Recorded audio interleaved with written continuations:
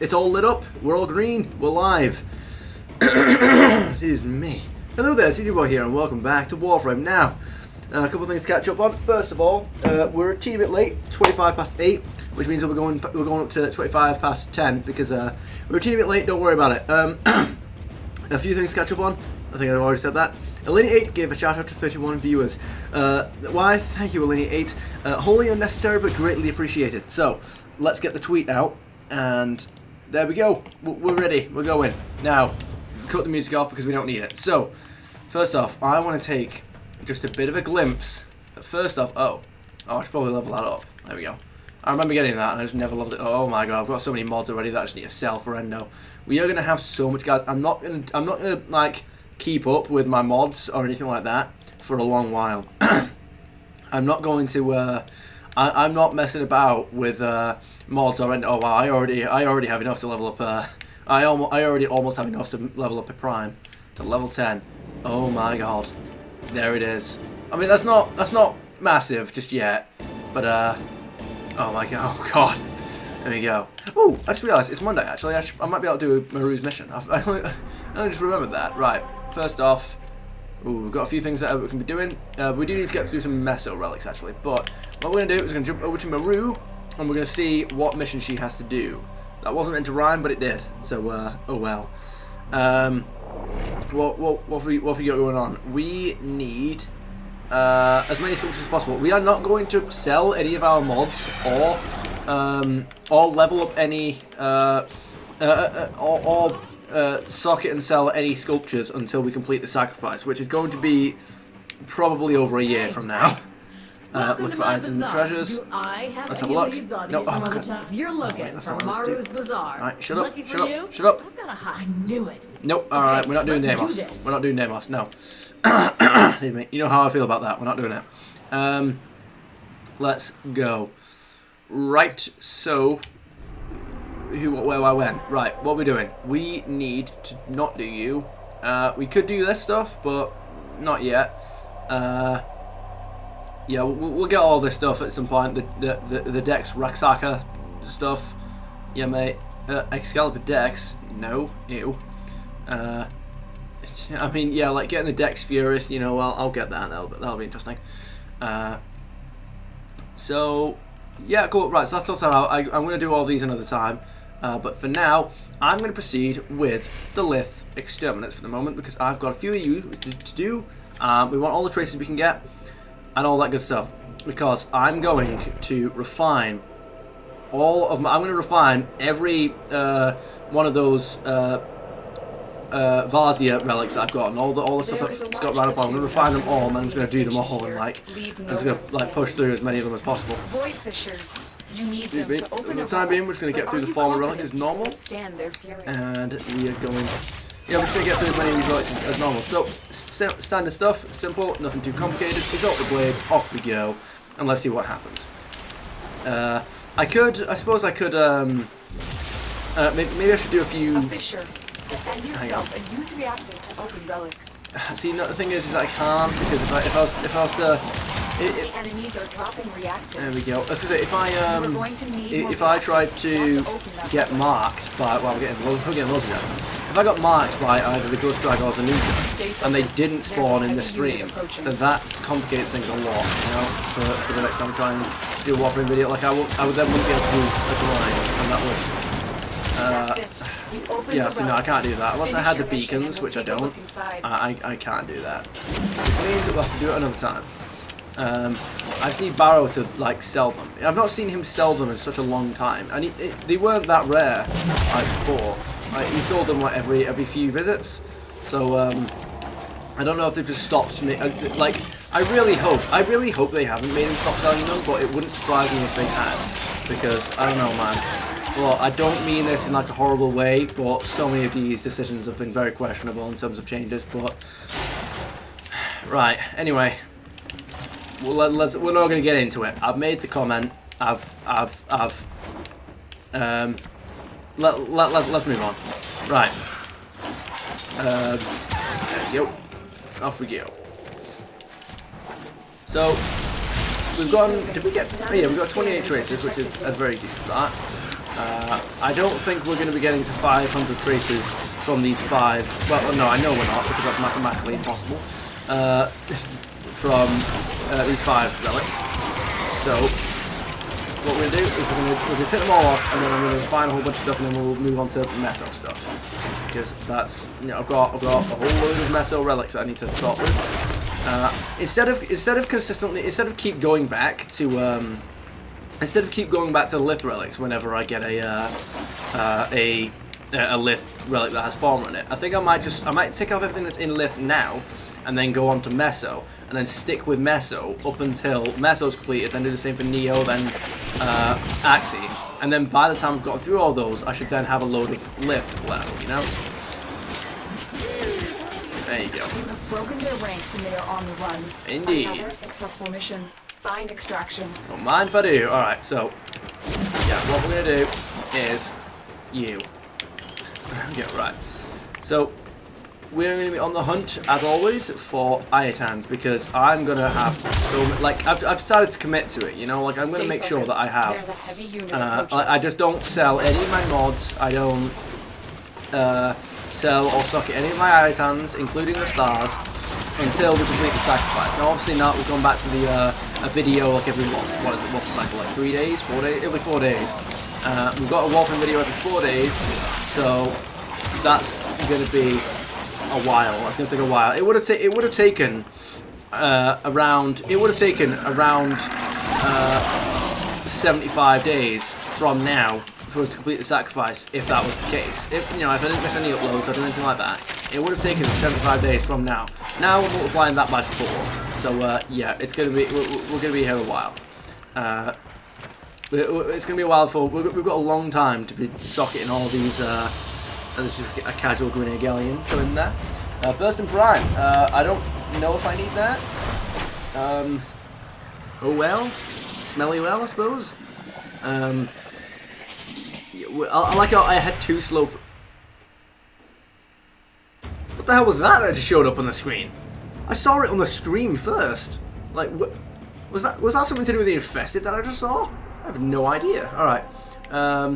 Yeah, so I'm going to get rid of everything that has former here, and then I'm going to focus on refining all of these first.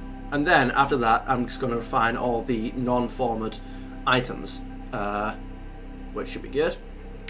So, what's the plan?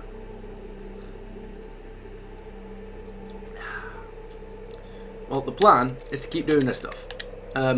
Yeah, I just want to, like, because the way this started, but the reason why I'm doing this, oh, there you go, items sculptures, sure. So the game's trying to tell me to not do the thing that I'm doing. The reason why I started this, there is a large platoon so the reason here. how I've come to this point now where I'm saying, oh, I don't want to sell anything until a certain point. Now all they make is war. It's starting off with me saying, right, okay, I wanted to save up loads of credit, well, not credits because those are easily obtainable, but I wanted to save up a whole bunch of endo and like not spend loads leveling up all the prime items because I wanted to be able to. A fisher. Defend yourself and use reactant. I wanted to They're dropping reactant. have all the credits and endo that I needed to level the sacrifice mods up immediately. Like as soon as I got them, I just leveled them all up. That we've got them because I've never had them all max ranks and socketed at once because I kept putting it off because I like in neither of my saves have I done that. So I thought, right, I don't want to put it off or something when I get them and then never get them ranked. You know, I'm gonna do that. I'm gonna make sure that they're all max ranked as soon as I get them, and then yeah, that's gonna be great.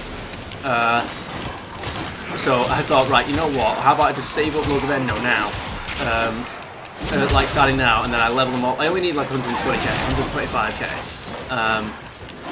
and then that's it. Would be set.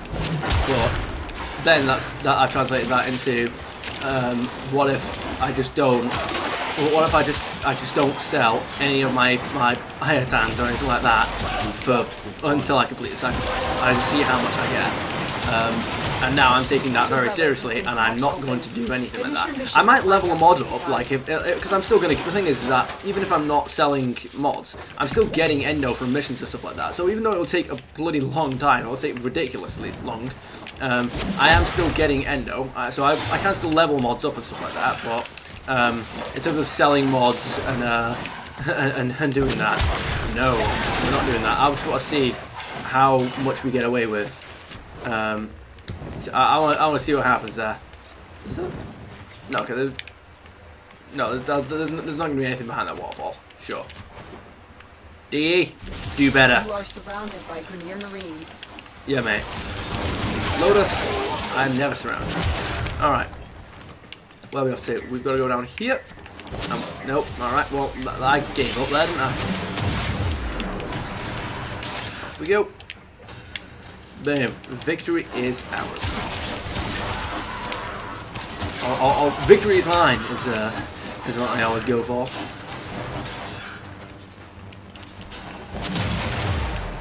Look at us go. Yeah, energy is a non-concern now. Unless it disrupts her, shows up out of nowhere and just decides to just drain me dry.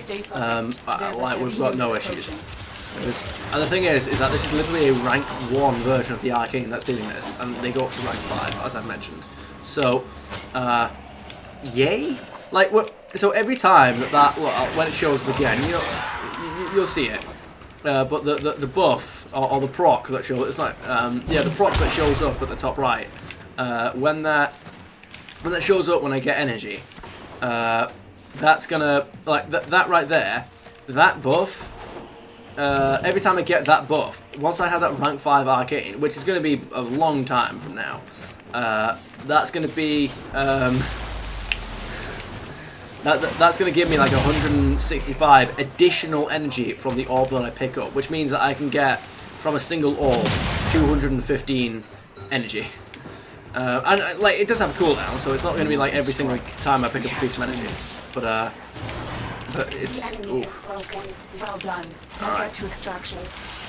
Well, breaking them will not be enough, Lotus. We have to destroy them because a broken enemy can recuperate, but they can't reassemble themselves. There we go.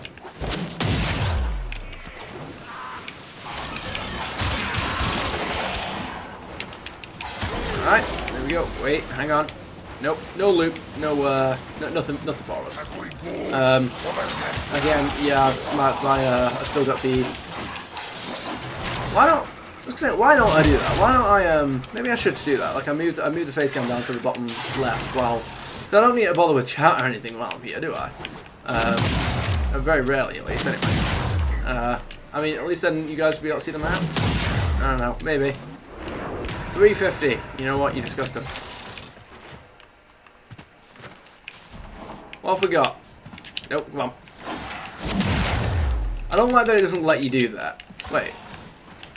No, okay. I was gonna say because you know I press the right stick down and that's when he goes there.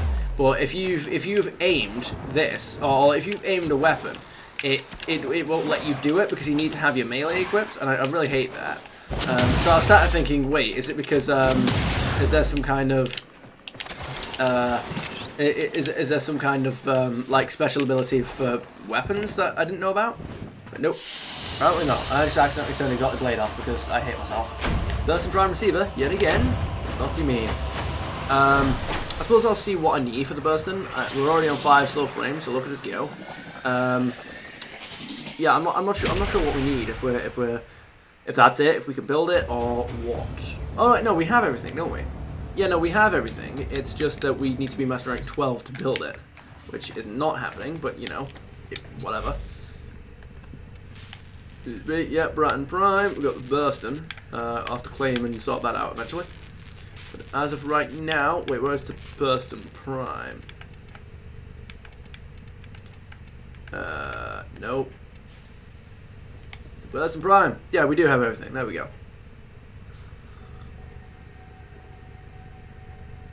I don't. Once thought lost through the ages, attempts to re-engineer the Bursting Prime never fully replicated this weapon's power and agility. I don't understand why you had to master rank 12 for this. It's not a good weapon. It's a semi-auto weapon that does no damage. Like it's not. It's essentially a prime version of a starting weapon. It's not. Do you know what I mean? Like it's not good.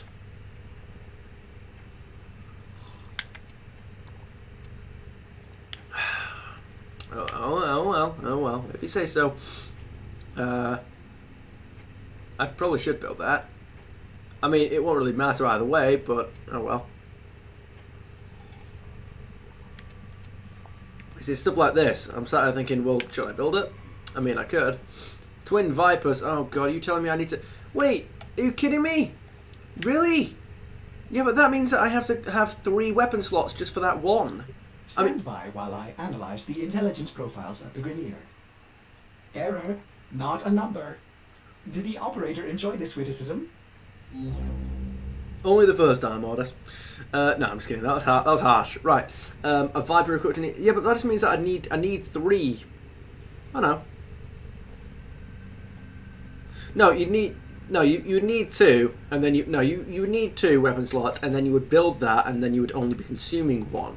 But then obviously, if you wanted to keep a Viper, you would still be 2 weapon slots. But okay, no. Right. We got Amphis. I don't even know why I'm here, by the way. I just wanted to I just wanted the Furax Wraith. Yeah, mate. I just wanted to check the master rank of a thing. Oh, we can build hate now. Indeed, we can. The Gazelle, the Gazel Machete.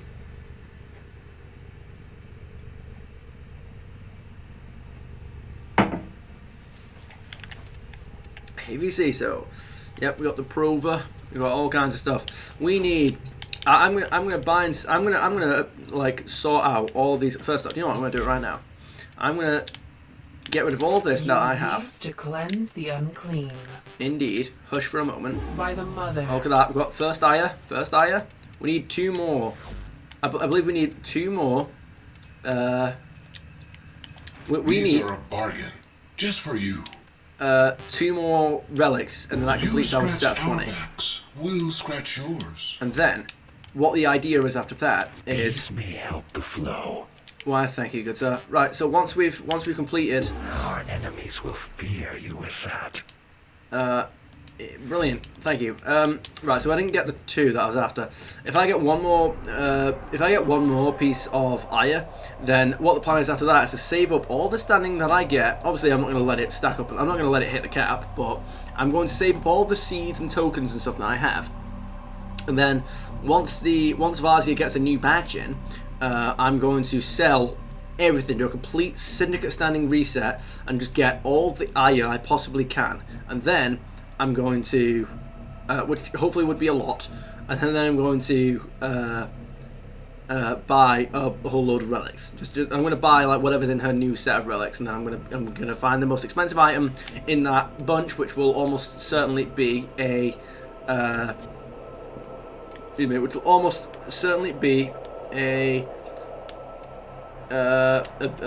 It will almost certainly be. There we go. It will almost certainly be a Warframe. So this time it's Rhino Prime, which is a good Warframe in his own right, not to mention being a Warframe. And obviously he's in the vault, which means that you can't actually get him. You can't, there is no way to get, so obviously you have to, all of your items, the Prime items and stuff, they come from these relics. Now, most of the time, when you do some of these missions, you get relics. I can go in the Codex right now.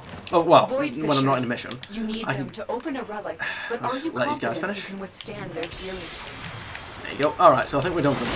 So, until I get a piece of reactant knife. Anyway, oh, 100, look at this go. You found a fissure. Look out for reactant. Yeah, so, the reactant that we, anyway. Use that reactant to open a relic. The reactant is working on your relic. Find more. Indeed. So, when we're not in a mission, I can go to the Codex. Stay focused. There's a heavy unit approaching. I know. Thank you. It's fine. He's probably already dead. When we're not in a mission, I could go to the... oh, there we go. We've got that. When we're not in a mission, I could go to the Codex and I could look up a relic. I could look up... let's say Harrow Prime. I could look up Harrow Prime. And it would tell me all the relics that drop his components, his blueprint, his chassis and helmet, and his, his neuroptic systems and stuff like that, all his components. It would tell me, like, right, blueprint is dropped in these relics, neuroptics dropped in these relics, etc., etc.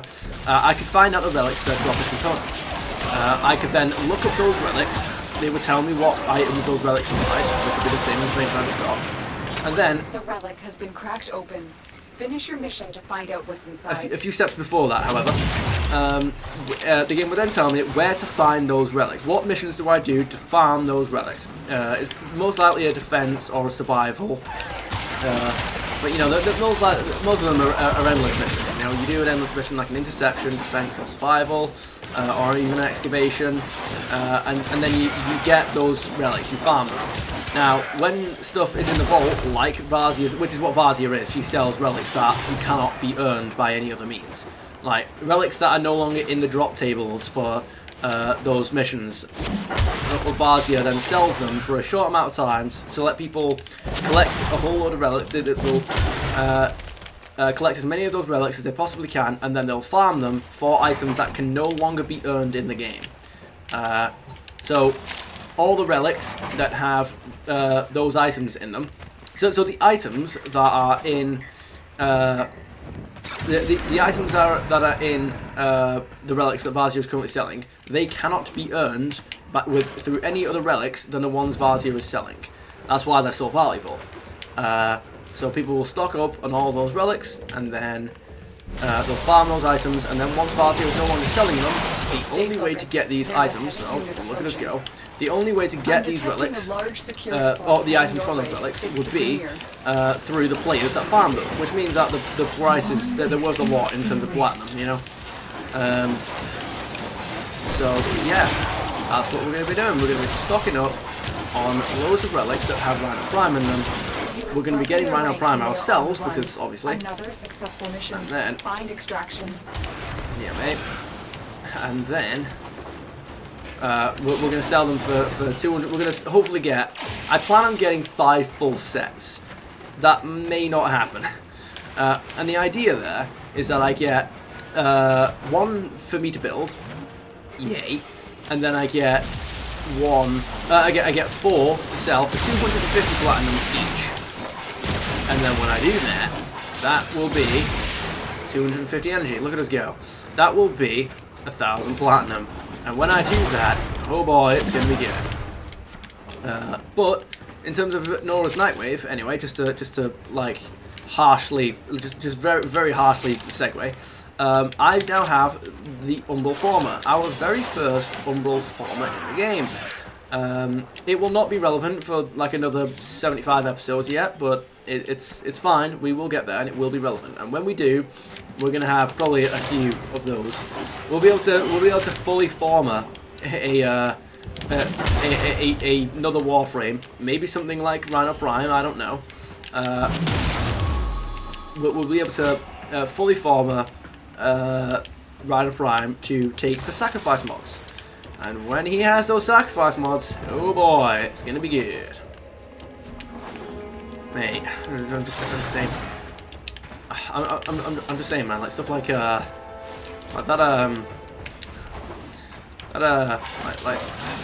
like steel fiber, man. Those sacrifice mods are gonna be good for something like Iron Skin. Oh, lovely. Now,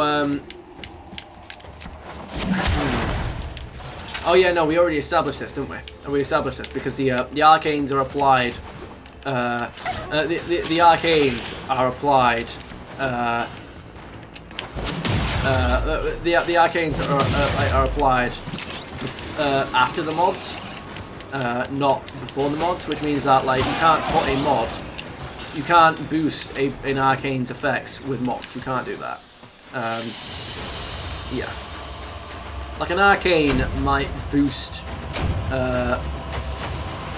Tatsu Prime Blade. Is that 15 or 45 or 45? Nice. Like an arcane might boost a mod, but it might, but the mod won't boost the. No, an arcane wouldn't even boost a mod because that's not the type of buff it gives you. But the buff is applied after the mod, not the other way around. It's like it doesn't give you 900% armor; it gives you 900 armor, which means it doesn't matter what the mod does; it's just going to be on top of that. Right. Excuse me. So it's like, yeah, if I... What's the one that gives me 800 armor again? Oh yeah. Every time you get damage, there's a chance for 900% armor. Plus 900 armor. Yeah, that'd be good. I wonder if that counts for Iron Skin. Like you just use Iron Skin. I mean, again, you'd want that to apply before Iron Skin, wouldn't you? Look at it. Just look at it. 150 armor. Is that it? Really? Is that it? Oh my goodness. So yeah, you just get the 1, that's unranked, then you get 3, that gives you rank 1. Oh my goodness. Wait, rank 2? What? Where did I get rank 2 from? Where did I get rank 2 from? I like how that's why does that say rank 1? Oh. Wait, what? Oh, it's got that equipped. Yeah, so I get every time I pick up, I don't know why it's 60% and not 50%, but oh well. Every time I pick up an energy orb, every time I pick up an energy orb, I've got 60% chance to replenish 50 energy to myself and allies within 15 meters. That's not a long time. That's not a long distance whatsoever, but oh well.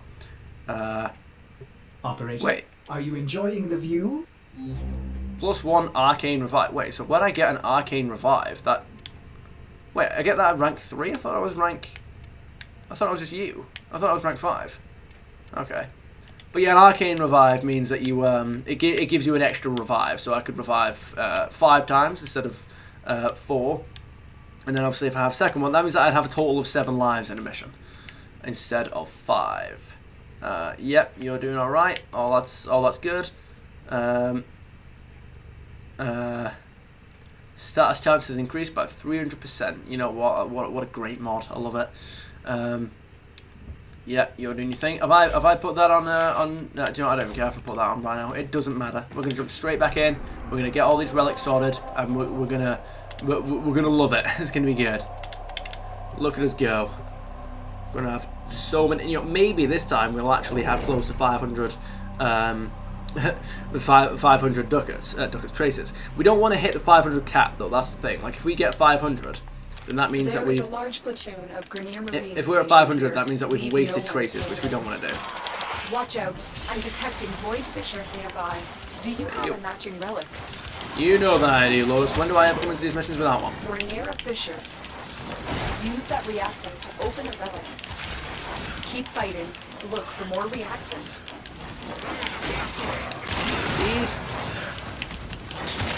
Lovely. Right, but however, there's a good chance that there's going to be an item sculpture way over here. I'm going to get it. Oh, I did not mean to do that. All right, where are we off to? What have we got? Do do do do do do do do do do do do do.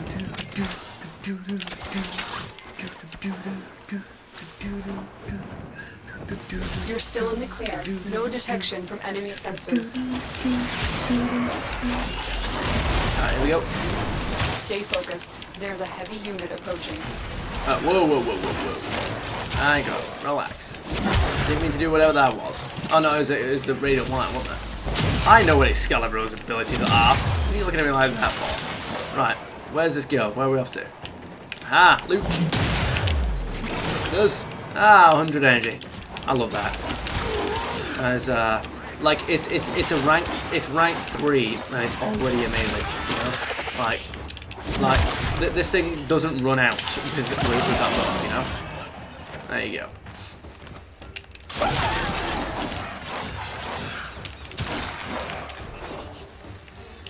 Right, where are we off to? First off, I'm not entirely convinced that there's nothing back here. Because I found, you always welcome in here because I found sculptures in here before. You can absolutely get them. And you can get, that goes for tokens as well. I've got an itch. Want another itch? No. I finished my brew. It was a delicious brew. I loved it. Yeah, that goes for like tokens and stuff like that as well. Like I've never found like normal crates in there. I think that's the whole point. Ooh, there we go. That's it. You opened the relic. Finish your mission and we'll take a look but inside. you can absolutely get sculptures in there. You don't want to overlook them. You've broken their ranks and they are on the run. Another successful mission. Find extraction. You. Oh, that was silly me, wasn't it? Come on, someone give me energy so I can I can see Arcane Energize at work again. Come on, do it. Right, fine, see yourself. Right. I need to make sure that I'm not missing loot, which means go over here and do a thing. My Warframe is strong. Not nearly so, Tony boy. There we go. Where you up to? Sorts you out.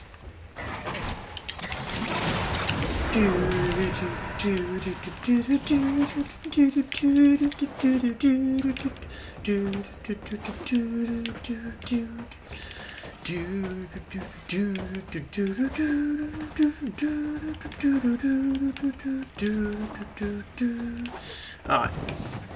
Now, okay, that's a sunlight Thresh-Gun. I wasn't convinced that I didn't find a Curia then.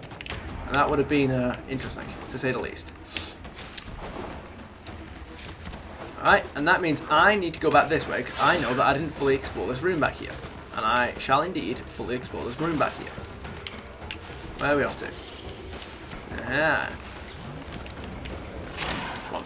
Imagine there's like a sculpture here now, and I'm just like, hey, I could have forgotten about you. I might have missed it. That's like one of the most satisfying things you can do in a game, isn't it? It's like, it's almost missed something incredibly valuable, but like, you just go back on a hunch and you just find it. Like, it's one of those, like, you get a dopamine hit, you know what I mean? It's that sweet addictive dopamine. Right, let's go. Ah, yes. More fishes.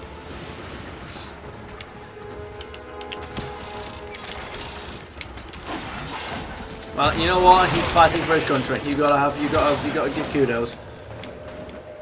But I won't. So look at me. I'm a rebel. Right. Come on. There's got to be a sculpture somewhere between here and point B. There will be. It'll be right here. Watch. 3, 2, 1. No, I didn't manage to do the ground slam because I accidentally aimed, but you know. There we go. Nope. Give. There we go. Right. It would appear that I was unfortunately incorrect. There was not a sculpture. However, there shall be in the next one. Form a blueprint. You know what? I've got loads of them. This shape altering component is fundamental to Origin construction. Allows you to change the polarity of a mod slot on a Warframe, companions, or weapon, and then reset start affinity to unranked. This can only be applied to ranked of Warframes, weapons, and or companions. Which is all well and good. I just don't need that many, you know? I just don't need that many. But we're gonna do you yet again because we've got H8 relics to crack, and there we go. I don't even know how many traces I got. Oops. It's a bit of an oops, but oh well. Companion app, claim and deploy, extractors, use your foundry, manage companions. Yeah, I feel like maybe I should get that, but I keep forgetting and not installing it. Leave no one standing. Yeah, mate. Ballistics and archaic weapons. Crude and dangerous. Just like the Grenier. Indeed, Tony boy. Alright. Watch out. I'm detecting void fissures nearby. Do you have a matching relic? I find it so weird that he says that because he's criticizing the weapons that the Grenier use, and you're like, you literally use those weapons. What are you talking about? I mean, you can choose not to, I suppose, but there's no reason not to. Like, some of them are good, some of them are bad. Like, they're not. Do you know what I mean? Like, it's not. I don't like. I've said it before. I'll say it again. I don't like the tenor dialogue in this game. It's cringe. Stay focused. I'll be avoiding the Duviri paradox. I'll be avoiding the Duviri paradox stuff until. I'll be avoiding the Duviri paradox stuff on stream until I do it. You know, like I do a recording video. It worries me. It worries me, and I say that because it's meant to be a potential new start for players. For like new players, like, you know, you start a new account, you start a new save, and you can choose either the paradox or the you can choose either the paradox Finish your mission to find out what's inside. you choose to either do the very paradox start or you do the normal Warframe start that you know I've done 3 times, and that, you know, that's the normal Warframe start. Now it worries me because the character you play as far as I'm aware, in because again I've not really played any content to do with this guy, the character you play as during the Duveri Paradox is a guy called the Drifter, or is at the very least he is the Drifter. He doesn't have a name. I don't know what. Again, I've not played anything to do with this guy, so I don't know what his story is. But so I'm like, right, okay. The Drifter stuff is not relevant until very far into the game. He's late. He's end game. He's post Deimos in the timeline. Do you know what I mean? Like he's just all the stuff that's relevant to him is just before the new war. Do you know what I mean? In fact, it might even been introduced during the new war. I certainly didn't see anything about it. I certainly didn't see anything about him in discussions until after the new war came out. You're so still in the clear. I don't know. No detection from enemy sensors. So I'm sort of thinking, right. You may have. Okay. Oh, whatever. Right. See, DE are notoriously not good with railroading content and making things chronological. So as much as this stuff may be, they may have made the Duveri Paradox a potential starting quest, or like it's one of the potential tutorials you could choose from, or the starting points. That doesn't mean that it takes place at the beginning of the story. You know. That doesn't mean. So I'm sat there thinking, right? If they release it now and I play it, am I messing up the story again? Like I did when I played Deimos and I played the Deadlock Protocol, or as I like to call it, the Dreadlock Protocol, because I'm never living that one down. Like, am I about to like mess up the story again by playing the Duveri Paradox? You know, because again, this guy literally isn't relevant until the end of the game. Like, he doesn't. I don't know what that's gonna be. Do you know what I mean? I don't know what the story is there. Like, do we then not play as a Tenno? Do we play as the Drifter? How does that work? You know, like, I had no idea what's gonna happen there. I know that if like. I'm not going to be playing as the, I'm confused, right? Because as the Drifter, you're not, well, you're not, the Drifter, is the Drifter, I think the Drifter is one of the, is the Drifter one of the Tenno? I don't know, because I've not played the new war. And I'm sorry, the one thing that I've heard about the Drifter has been the most nonsensical, outrageous thing that I've ever heard in a video game. Like, it's one of it's. Do you like the kind of thing where like characters just do it because it sounds / looks cool, not because it makes any sense? Like, anyway. So I'm like, I've heard something about this character, and I'm like, look, no spoilers, but I'm not looking forward to playing this quest if this is the kind of thing I'm expecting. Anyway, well, if I'm expecting it to happen with no explanation, is more like what I'm going for. But anyway, I forgot what point I was even making. Like, am I then playing as the Drifter for the rest of the game? Am I? Because again, he's introduced in the literal end of the game. Like, so do I then play as him? Do I then play as a Tenno? And then he just doesn't show up for the rest of the game? Like, I'm confused as to what's actually going to happen in the Duveri Paradox. And I'm not confused as in, like, curiously intrigued or something like that. I mean, I'm confused as in, like, I don't see how this could possibly work, and I'm worried, you know? There we go. Hildren Prime Systems? Sure. Let's have a look. How many ducats? How many ducats do you think? No, wait. Come on. No. 15? You say so. So yeah, I don't know what's going to happen with the Duveri Paradox. I don't know if anything to do with it is going to be relevant to the rest of the game. You would hope so. But do I dare hope? It's Warframe. There we go. Right. Another H8 relic. Boom. Do it. How many? Wait, before we do that, how many? No, whoa, not you. No. But we've got 344, which means we're getting close. I need to be careful here now with the rest of the stuff that I do. We've got 7 relics. I mean, it's not impossible for me to get to 500. I want to get through all these relics and then just refine everything with what I have. Excuse me, but I don't know if that's going to end up happening. There is a large platoon of Grenier Marines stationed here. Not for long. Standing. Watch out. I'm detecting void fissures nearby. Do you have a matching relic? I do. I do find it funny that she says that, you know, like, oh, I'm protecting void fissures, and it's like, well, I should bloody hope so, that's why I'm here. Like, I specifically went to this location because void fissures were here. Not because I thought they were going to show up or anything like that, but because I thought, I'm specifically here to prevent these void fissures from getting out of hand. There's a heavy unit approaching. Yeah, there you go.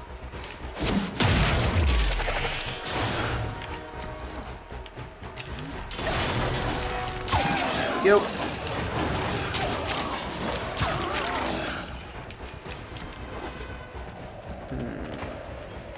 I mean, the thing is, with the whole Drifter, well, I mean, the thing is that as far as I'm aware, the Drifter was a tenor, right? And so, I don't like the idea of the Duviri paradox just, like, off the bat, because if you're playing as somebody who's supposed to be a tenno, what does that then do for the second dream reveal? Like, the second dream is a reveal. It is the point where the player learns the truth about what the Warframes are, right? Whereas if you do the Duviri paradox, surely you know what the Warframes are straight away, and there's no mystique then. There's no reveal. There's no, you play as a tenno straight off the bat. You, I assume, get a Warframe and use transference and inhabit it. I don't know what happens there. I don't know how, like, if you play as the Drifter, who's already an experienced, he's already an experienced Warframe. He's already an experienced tenno who, like, knows about transference, and he knows how to use that power to its fullest extent. You know, like I won't spoil too much here. He's essentially, in terms of his experience and understanding of his own abilities, he's at the post-war within level. You know, so I'm sat there thinking, how is it going to make sense with, like, if it's supposed to be a starting point? That's what I mean, right? Is it's supposed to be a potential starting point for new players. So I'm sat here wondering, how's that going to work then in terms of, like, do you, like, when you get a Warframe, are you going to get a Warframe at some point in the quest? Is that what happens? Finish your mission to find out Was that 22 by traces? I wasn't really paying attention. Are you going to get a Warframe? Do you then just start playing as a Warframe like normal after a certain point? Then the enemy is broken. Mate. Well done. Then you've got just the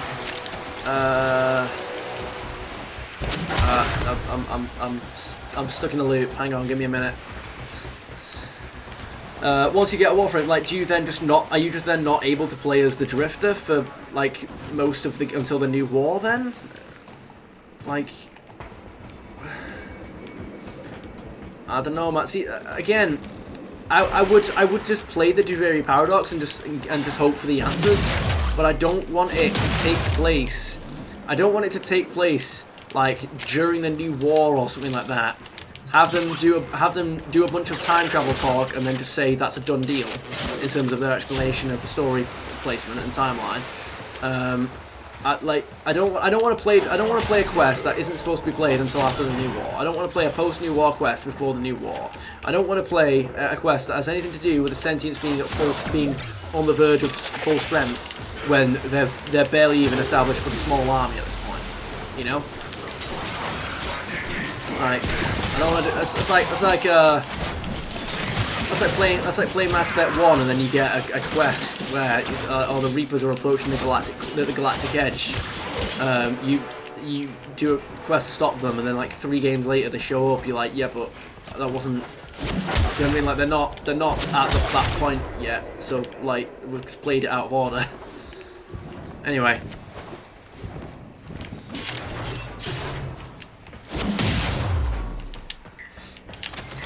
We still have yet to retrieve a sculpture, which is unfortunate. 202 focus. You know what, we've not exactly been getting loads of focus here, but that's absolutely fine because it's a lift fisher and it's not meant to give us focus. That's not what that's not what we're here for. But we will be getting it. We will be getting it. Alright. I mean, until I do the War Within, which isn't going to be for another 25 episodes yet, a lot of that focus is going to be going nowhere, and that's absolutely fine because I would love to just level it all up at once. I mean, I won't be able to level it all up at once. I won't have that much focus, but it would be nice to have.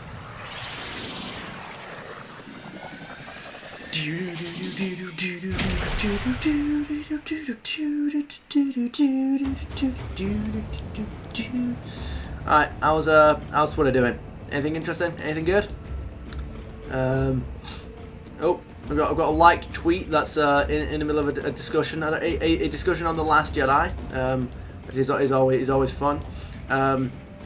You know, Luke's character is completely and utterly intact, and there's nothing wrong with him whatsoever, and he just went on character development and got old. Yeah, that old one. Yeah, no.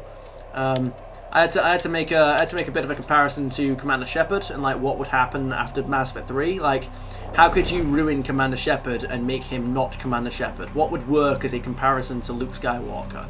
And I was essentially saying, right, well, if you make it so that Commander Shepard, let's say that Commander Shepard, like one of his, let's say, one of his teammates, one of his teammates.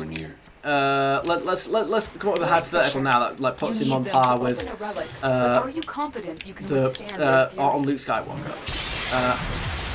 Let's say that one of let's say that one of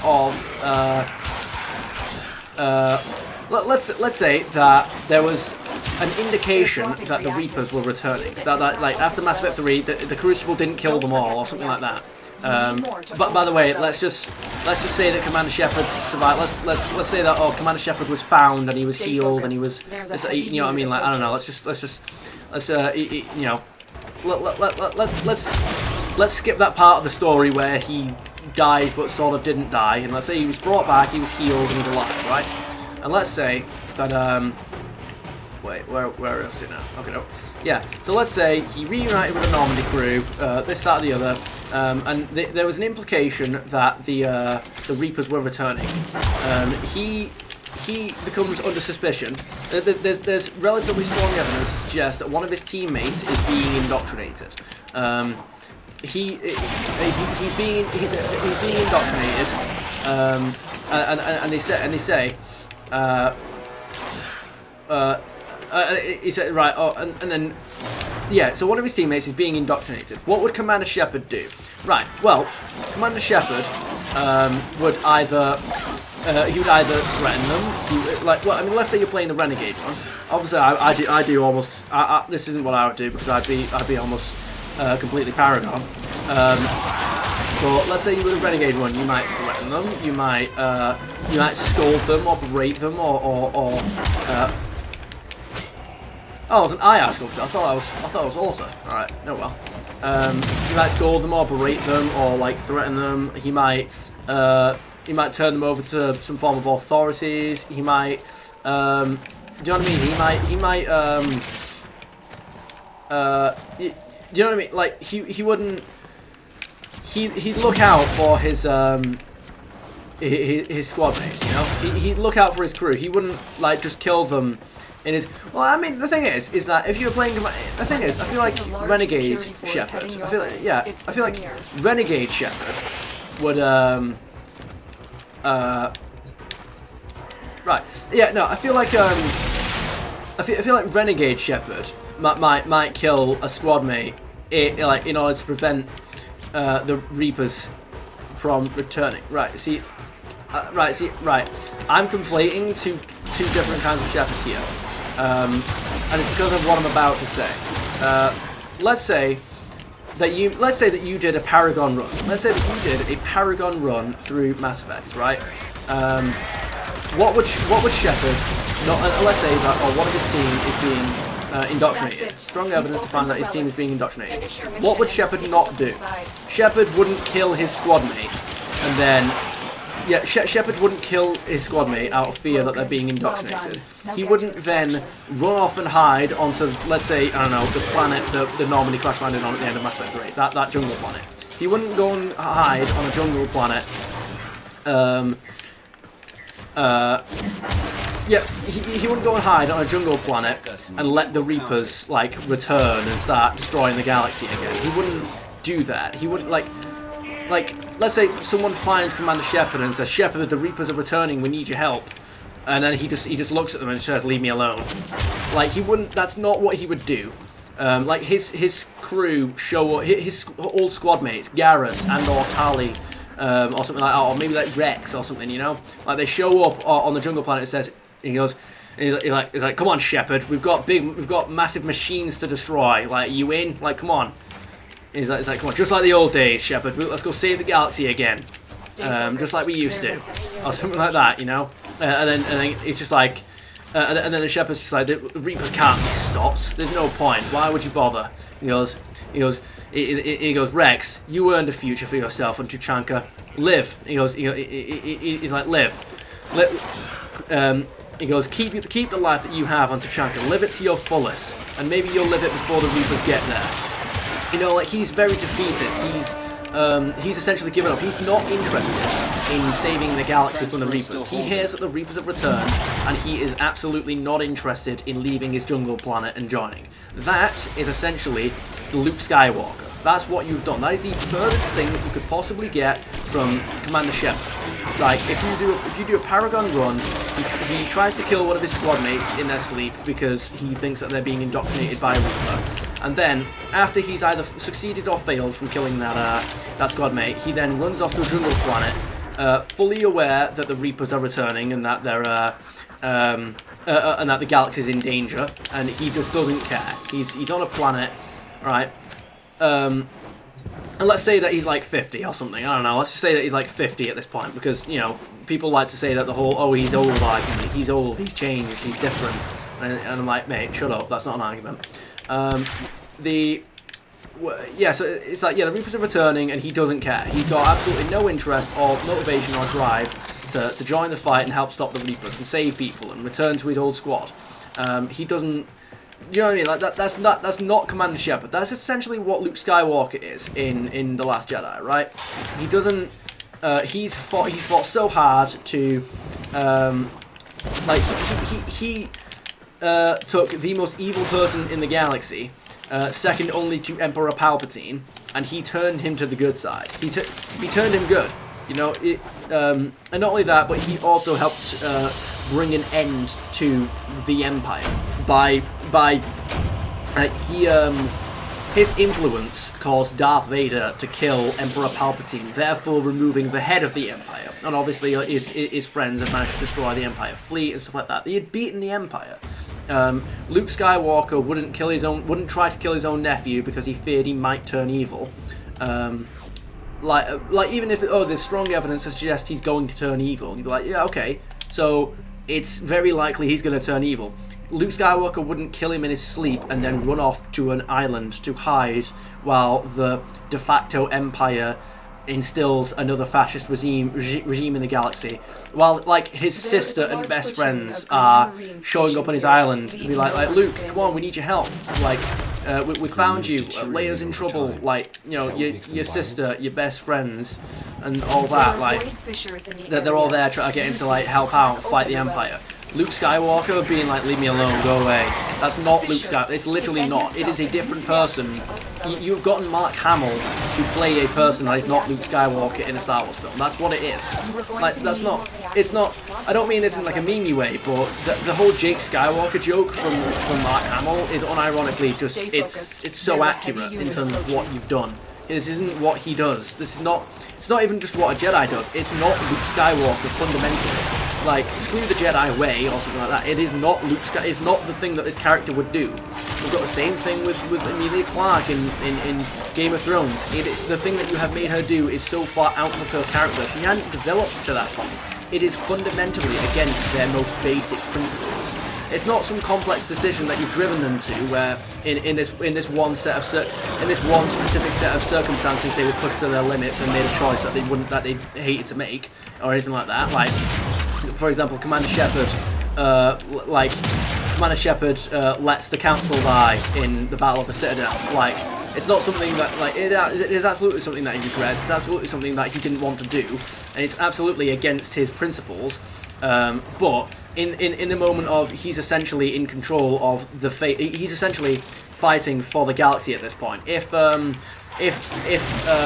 they don't win this battle as quickly as possible, the stakes of this battle are essentially galactic extinction, and so he makes a decision to not get the council killed, but he doesn't prioritize saving the council over defeating the enemy, and so obviously he sends the forces, the fleet, to attack Sovereign, and therefore the Geth kill the council, and that's not. Commander Shepard values fighting for victory at any not at any cost. Commander Shepard doesn't support that sort of decision making. He doesn't. It's not something that he wants to do. It's not something that he justifies or he even glorifies or anything like that. He hates that kind of decision, but it is absolutely the kind of thing that Commander Shepard could do. It's because it's one of those very. Keep going. Nobody knows you're here. It's one of those like incredibly dicey like circumstances. Like you're dealing with the galactic. You've got to make you've got to make a very quick decision. Like you don't have like time to plan it out or anything like that. You've got to. You're in a moment right now. You have to make a decision that affects the fate of the literal survival of the galaxy. Not even just the survival of this galaxy, but the survival of all life in the galaxy after all life in the galaxy is currently gone. Do you know what I mean? Like all future life in the galaxy that could possibly exist is riding on this one moment. Like, yeah, it's absolutely. It's not a decision that Commander Shepard would like, or that he would justify, or that he would even excuse, but it's absolutely something that he could make. If pushed to that extreme in that specific decision, but having a character's literal most basic, because the thing is that decision that Commander Shepard makes to again, assuming you made this decision in the game, the decision that Commander Shepard makes in that moment is still based. It comes from the desire to protect as many people as possible, to save as many lives as possible, to essentially save the galaxy, to defeat the Reapers. He's still sticking to his basic principles when he makes that decision. But obviously, he's been driven to an extreme that he hates out of a specific out of specific circumstances. Like if Luke Skywalker had to make the decision between saving a planet, saving a planet and preventing the Empire from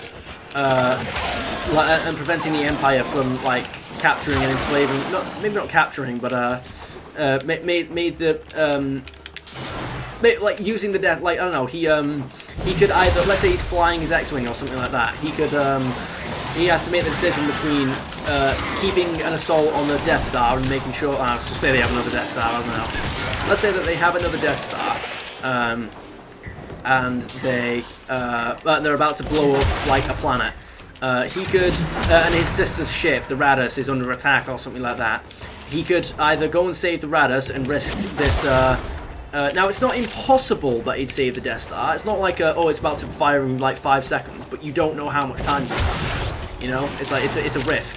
He could go and save the Radus, and then maybe he'd be able to stop the Death Star, or he can stop the Death Star now, and his sister will almost certainly die on the Radus. You'd be like, right. Now, I think I know which. That's the thing, is I don't know which one. I'd like to think that Luke would choose to save his sister and choose to and then try and take out the Death Star. But if he would but is destroying the Death Star and saving the planet, making sure that the Empire falls, is that something that he would do if it got his sister killed? If like I think it might be.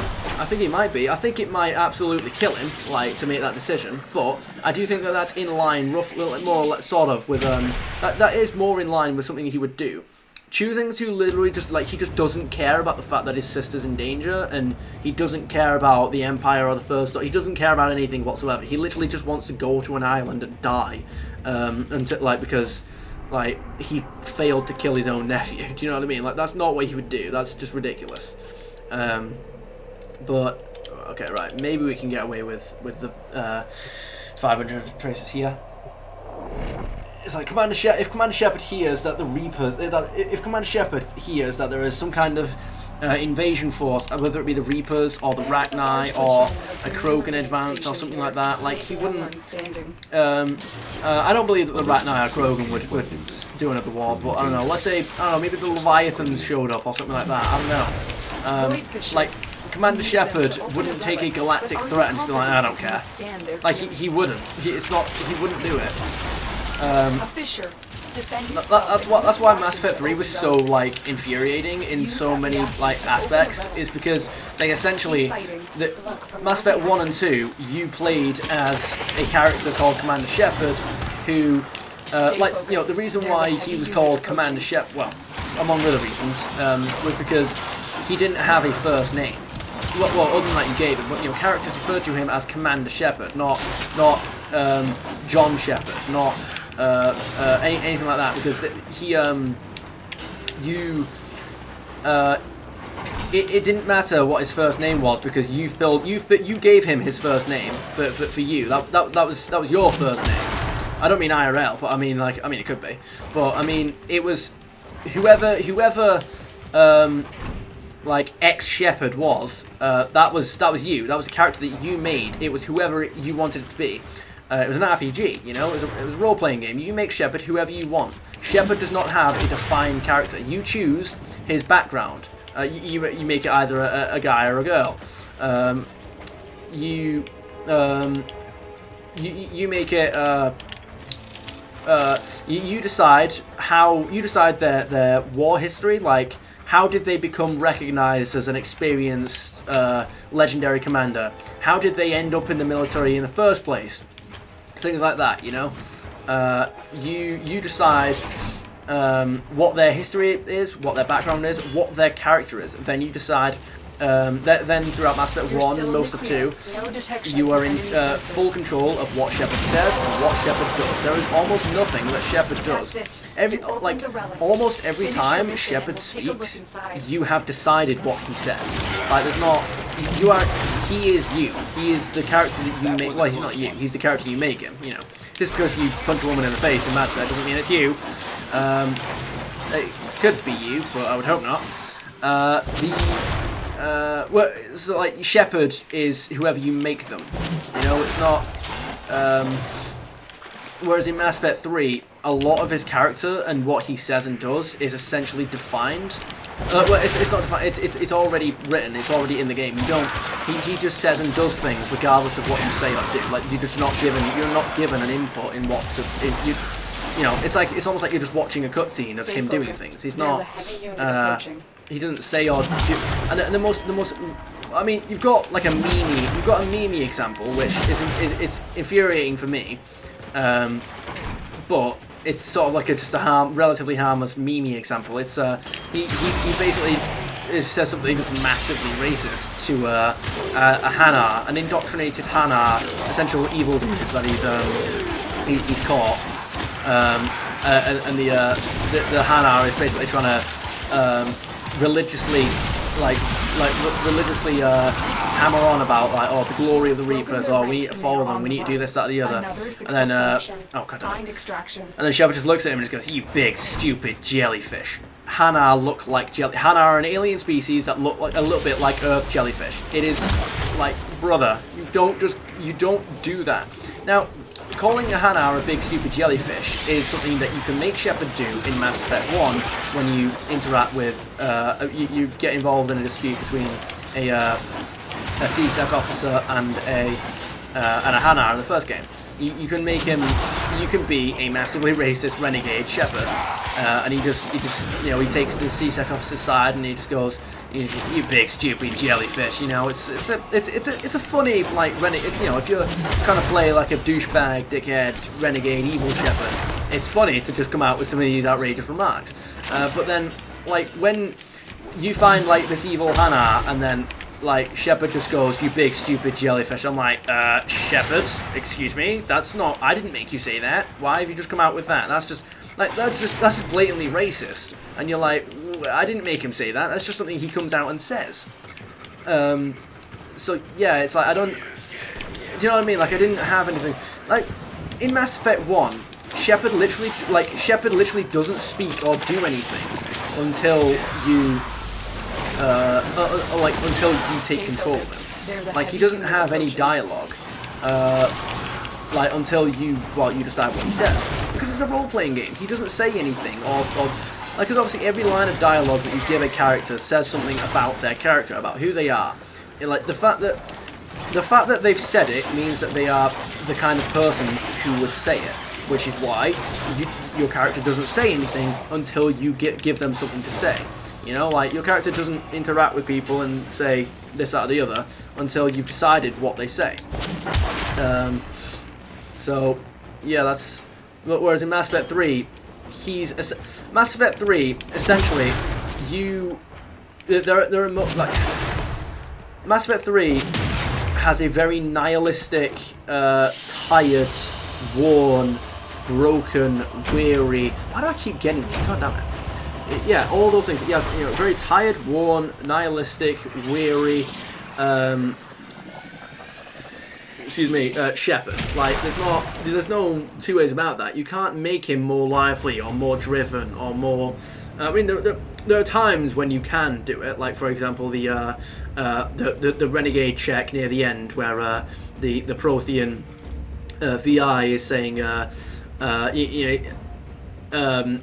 he tells you what the catalyst is, and he tells you essentially just how well defended, just how essentially hopeless the situation is. You know, like, oh, the Reapers have fortified this location, defeating the Reapers and taking the catalyst is almost impossible. And Shepard just interrupts and he goes, "I'll stop them." And he goes, "Negative. The Reapers are too strong. I recommend taking action to ensure future civilizations know of the Reapers." And Shepard cuts him off and he says, "I'll stop them." And he shuts off the conversation and walks off. Like, he is that. And it's like, right, that's like there's only a couple of examples where you can play as a Shepard who has an unbreakable resolve. Like, yes, he will stop the Reapers. He will not accept. He will not accept that the situation is lost. That, like, this this cycle is gone. This cycle is lost. This cycle is defeated. It's gone. The Reapers have won. All life that he's interacted with, that he's fought for, all of the friends and relationships he's built, all of the people that he saved, they're all dead already. They're all dead. It's just a matter of time. Like, now, like there is no way for the Reapers to be beaten in this cycle. He doesn't accept that. There are only a few times where you can depict a Shepard with that kind of resolve. In Mass Effect 1 and 2, that can be his defining character trait. It is an unbreakable resolve. You can depict a character. You can play as a character who is never broken. Not who's never affected, but who's never slowed down. He's never demoralized. You know. Whereas in Mass Effect 3, he's constantly having nightmares about, like, all the people that have died across the games. You know, all his companions, his squad mates, his friends, people that he's tried to save but failed. Okay, thought I could hear something. Like, he's having nightmares about them. He's seeing them die again. He's seeing people that are still alive that he wants to save. He's seeing nightmares. Right, there we go. He's having nightmares about people that he wants to save. Oh, I saw a bit of a glitch there. He's having nightmares where he's seeing the people he wants to save, the people he feels responsible for. He sees them die, and he sees their futures and their values, like, not his values, but their values, their futures being taken away. Like, for example, I can't remember if this was a deleted scene or not, if this was actually in the game, I can't remember. But he sees Anderson, Captain Anderson, his essentially mentor figure. He knows that Captain Anderson never got the chance to settle down. He never got the chance to settle down and have a kid. And there's a point in Mass Effect 3 where you speak to Captain Anderson. You've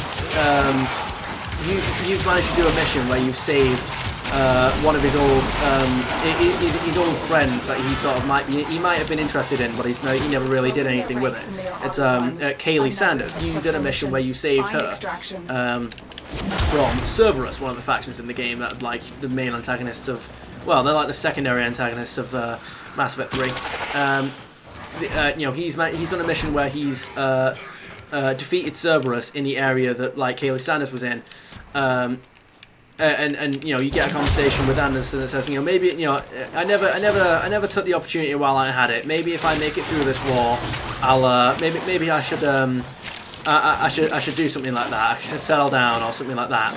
And he's talking about essentially taking the opportunity to build a life for himself after the Reapers are gone, after this war is over, after the galaxy is finally allowed to breathe and it's calm again. And Shepard is having nightmares about things like he sees Captain Anderson hugging a kid, and then he sees a Reaper laser just blow them up and incinerate them. They're gone. They're dusted. They're wiped. Stay focused. There's a now heavy that's unit approaching. the thing is that it's cool to see stuff like that, but it's like Shepard, like in both his dreams and his conversations with people on the Normandy and in cutscenes and things like that, it's very clearly wearing him down. Like he's seeing all these visions. He's seeing all these visions and stuff like that, and he's almost got little to no drive to go on. He's almost like he's slowing down. He's getting to the point where he's very sad and tired. Like he doesn't. It's obvious that he's not sure that he can win, or that he's failing. He's failing the people that are under his command. That he's failing the people that he feels responsible for. Now, that's not. You're not in control of that. That's them writing a character. The thing is, that character arc, those details, it's not poorly written or anything like that. At least, well, I mean, it might be. I don't know. That's not really what I'm talking about. I've not really thought about it too much. But that's all fine to write a character that way. But you're not. This isn't your character to write. It's. I don't mean this in like a rude way. It's not your character to write. It's mine. As in, like, it's a role-playing game. It's I decide what the character says and does. It's not. If this was something that you'd done in like a completely different game, in like not an RPG game, like I don't know, like a Gears of War game, for example. Like I don't know, you made a brand new character or something like that, and then these were the things that affected them. Yeah, that's absolutely fine. You can write the character however you like, but again, really, okay, but like you're taking all of the decisions that I made, and nothing that I do will change what Shepard says and does in these situations. He is worn down by the responsibility of the people under his command. He fears for their deaths, and every time he sees one of them die, he gets sadder and more defeated. And there was the point, and it's the really annoying one, right?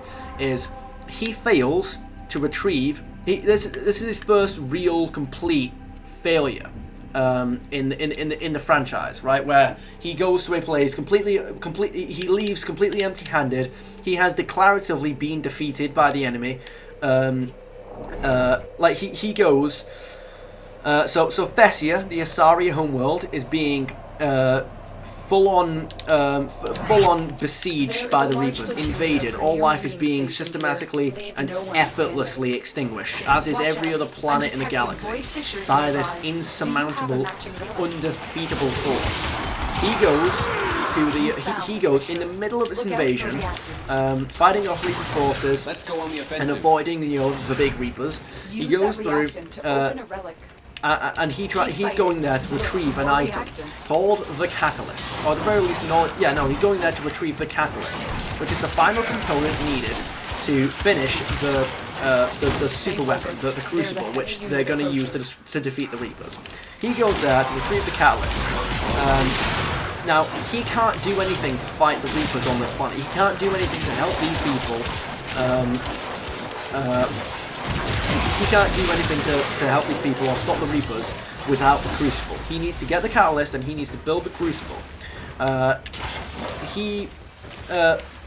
you go to Thessia, things happen, and you can't. And you fail to get the Catalyst. The enemy leaves with the Catalyst. You don't know where they've gone.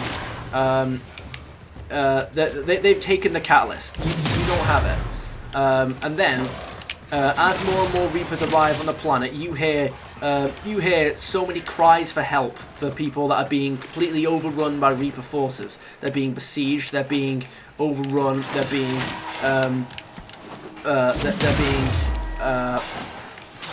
they're being absolutely like stampeded. Not stampeded because the Reapers don't stampede, but they're being absolutely like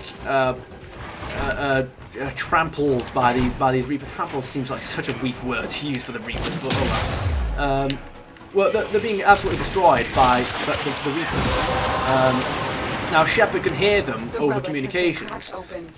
He sees, Shepard can hear them over the communications, but communications on his end are being blocked. So when they says like, oh, we need backup, where's Shepard? Because they don't look like Shepard went into a place and nobody saw him leave, and they can't see him there now because they've got bigger things to worry, quite literally bigger things to worry about. Massive, colossal, skyscraper, machine, indestructible warships that are exterminating all life in the galaxy for the 1000th time.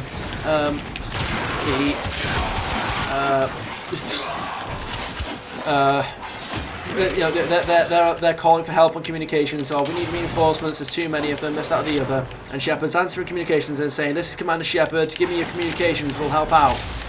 Or we're on our way and things like that. And they can't hear him. Communications are being blocked. And he realizes, and at this point, not only has he come to Thessia and he's leaving empty-handed, he's come to Thessia to help these people. He is now in a position where there is nothing he can physically do to help these people. He can literally hear them all dying, and he is absolutely he can't destroy a Reaper. He can't even like answer communications and reassure people. He can't even get their coordinates to go and help out. Or he's listening to all these people dying. And he's seeing more and more Reapers descend on this planet, and he knows there's absolutely nothing he can do at this point. He's essentially standing there, and you can see him sort of looking down with like lowered shoulders, like as he's as all these Reapers descend on the planet, and then you hear all the communications get cut off from the people that are like asking for help because they're all dying. But the problem with that is that Shepard is stood there with his lowered shoulders and his defeated look instead of moving.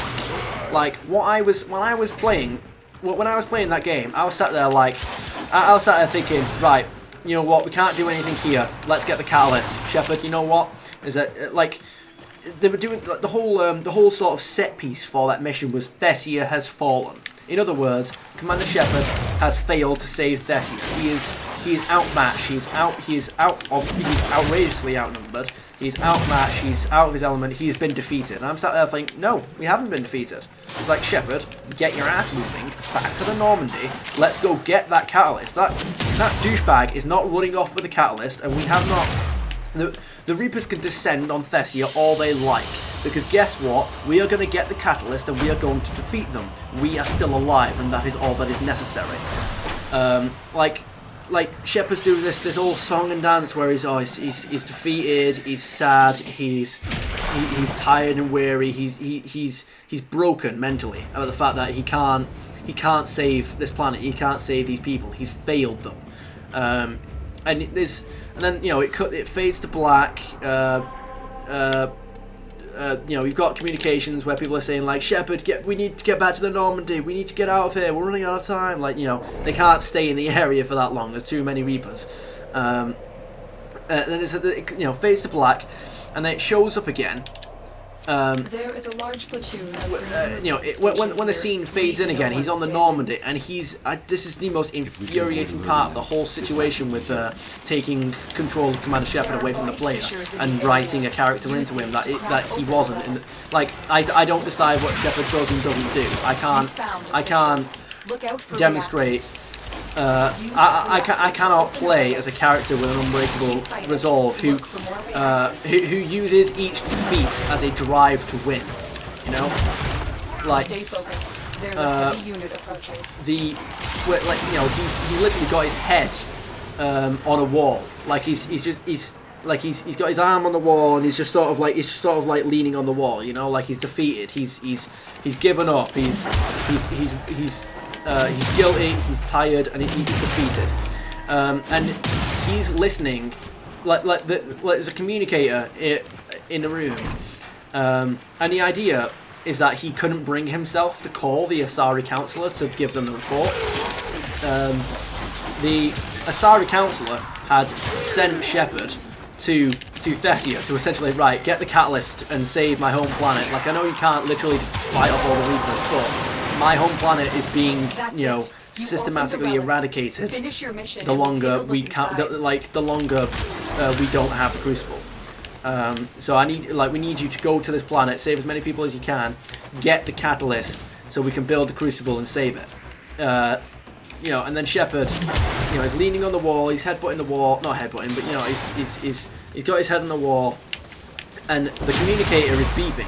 The Asari Councillor, the implication is that the Asari Councillor has been trying to contact him, but he just hasn't been able to bring himself to pick up. And I'm sat there like, Shepard, get your head off the wall, pick up that communicator, and tell that Asari Councillor tell that Asari Councillor everything that's happened, and tell her that you are going to get the catalyst back. Like, you are not giving up. You are not sitting there with your head on a wall, right, waiting to die. Like, that's what I mean. In Mass Effect 3, I was watching a character that was essentially the opposite as the character I'd been playing for the first 2 games. The Commander Shepard that I was playing as in the first 2 games took he owned every failure. He owned every decision he made, and he never let. There was no such thing as a hopeless situation. There was no such thing as an ultimatum. There was no such thing as the easy way out. There was no such thing as the second best thing or a compromise. There was no such thing as and my like narrative for Shepard. That was more of a Mass Effect 2 character trait. Mass Effect 1 was mostly the same thing, but in Mass Effect 1, I let the council die because it was too big of a risk. Like, it was too risky to save the council while Sovereign was. Oh yes. It was too risky to focus on the Destiny Ascension, on saving the council. He made the decision to focus on Sovereign and essentially guarantee the safety of the galaxy before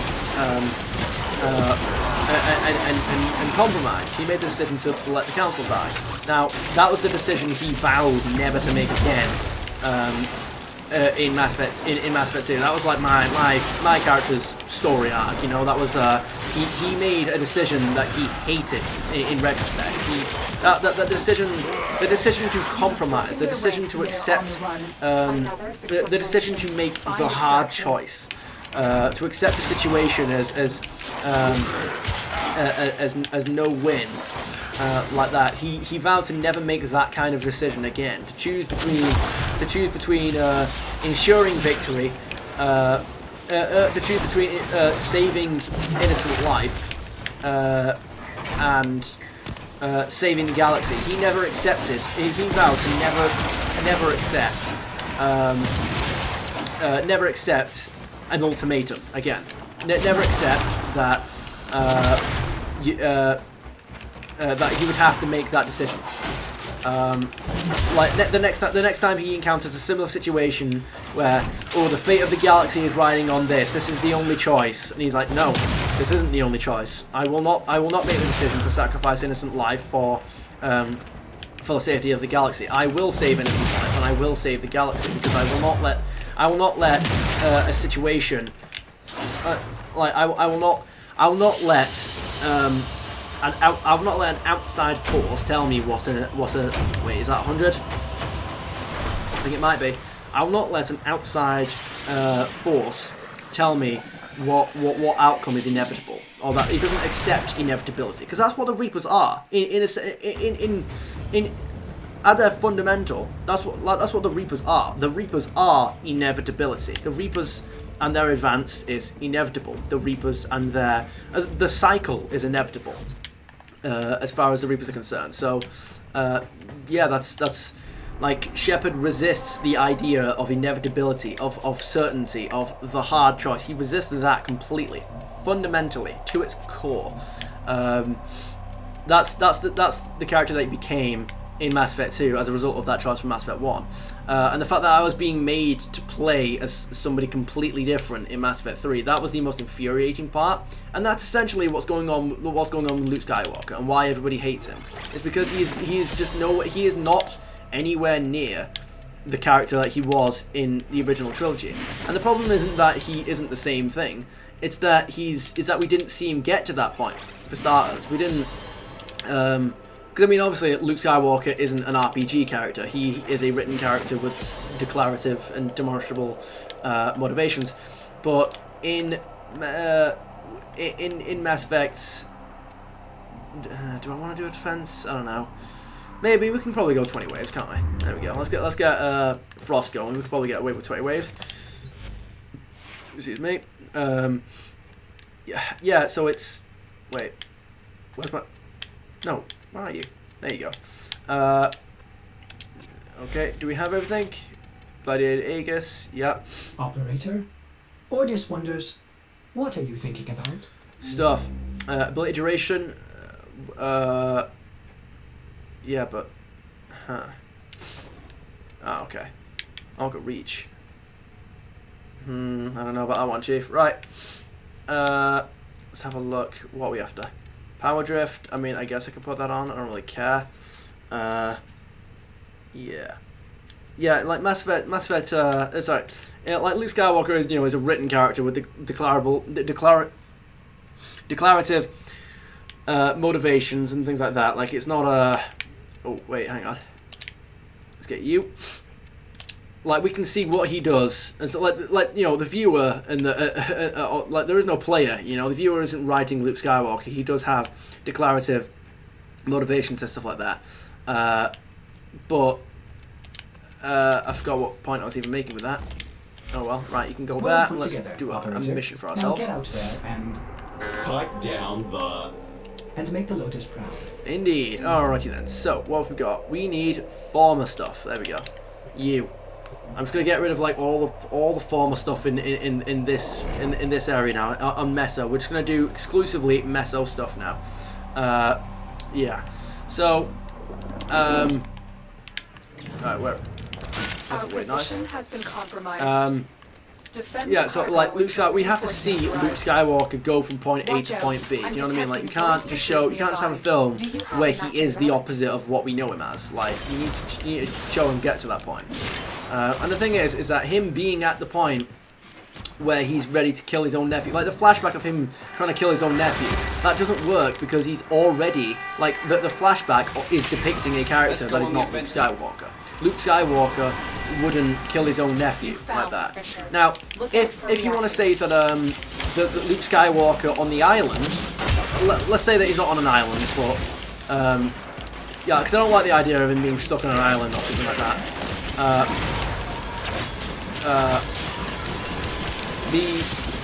Let's say that Luke Skywalker 30 years later, at the actual present day sequel trilogy, let's say that he's ready to kill his nephew. Now, that's not Luke Skywalker. However, you can still make that work. We wouldn't like the fact that he's at that point. However, you can still write it consistently in a way that it's like we can see how we've gone from point A to point B. Like if you made it so that the example that I gave was, I mean, it probably needs some tweaking at least, but what I went for was that let's say that Luke Skywalker sensed that that Kylo was having dark thoughts, that he was showing signs of being susceptible to the dark side, as is essentially in the sequel trilogy, as it is in the flashback. Similar to that, I wouldn't say make it as obvious as not make it as I wouldn't say cut out the line with where he says Snoke had got to him first or something like that. I wouldn't say try to think, no, maybe not necessarily. But make it so that, like Luke, so Luke show flashbacks throughout the film of Luke trying to train Kylo to understand and control his emotions. I don't mean in the same way that the prequel trilogy Jedi did, where like, oh, emotions are bad, be careful of your thoughts, Anakin, they betray you, things like that. I mean, teach him to essentially be like mature. That like just teach him generally how to like understand his emotions and to not let them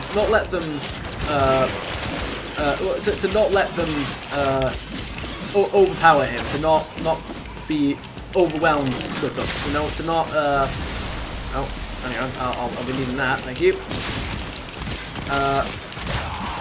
You know, he tries to teach them to be in control of his emotions, to resist influences like the dark side.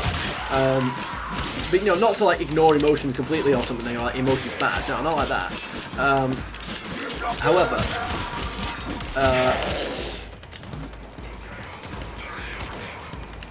oh, that was thought a shadow went over me. Maybe it's Snoke.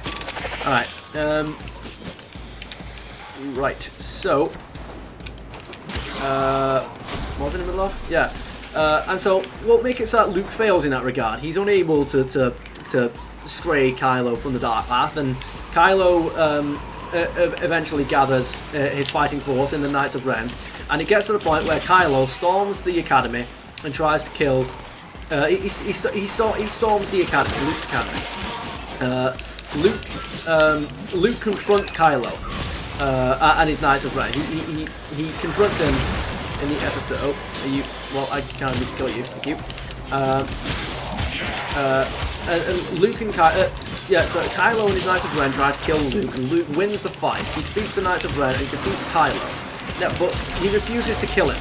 He refuses to kill him, and he tries to talk him down. He tries to convince him. He tries to guide him. He tries to teach him. He tries to turn him back. You know, he doesn't accept that his nephew is evil now, and you know, he tries to do what he did with Darth Vader.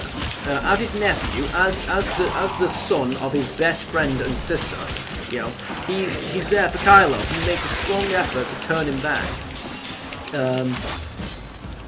But Kylo doesn't have any of it. Kylo, we'd have to like get into the specifics. We'll avoid the specifics for now in terms of the choreography or the set pieces or the circumstances. But let's say that Kylo escapes. Kylo escapes the academy, and over the course of several years, he slowly but surely hunts down the survivors of Luke's academy. He, you know, like not Inquisitor style, but Luke takes every opportunity he can to try and turn Kylo, to protect his remaining students, and turn Kylo. He doesn't want to kill him. He's not ready to kill him. But then after so many of his students are dead, and Kylo shows absolutely no sign of being Ben. He's got no sign of Ben Solo being of being in there anymore. He's got no love or empathy for his parents. He's got no sign of remorse or regret or even restraint. You know, Kylo is gone, you know? And you'd have to double this up with loads of training and teaching from Snoke, you know, like show why Kylo would value, or at the very least be controlled by one and not the other.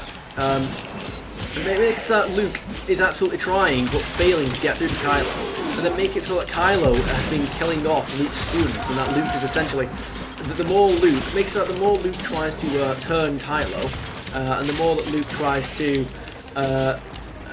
you know, like he's been getting his own students killed by trying to save Kylo, and make it so at this point all of Luke's students are dead, right? And Luke is now at the point where he doesn't believe Kylo can be saved. Or not that, maybe not that he can't be saved, but that he can't protect, that Kylo is too dangerous. Like as in Kylo is vocalizing plans to kill his his parents, Han and Leia, and make it so that he's at the point now where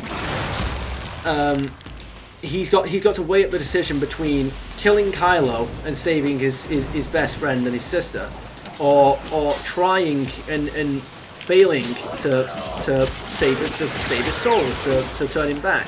You know, maybe it's possible to turn him back, but at what cost? Is this going to be before or after he kills his friend and sister? And the thing is maybe he can't be saved. Maybe he can be saved, but he's unable to do it. Like he's at the point now where he's ready to kill Kylo for the sake of his friend and sister, and for the sake of preventing the First Order from becoming a new empire. He's not running off to an island and without any intention of helping his friend and sister. He's not avoiding any and all responsibility to do with the Empire. He's not avoiding any kind of duty or responsibility. All that's changed now about Luke Skywalker is his willingness to kill Kylo. And maybe he is ready to do it. Maybe he isn't.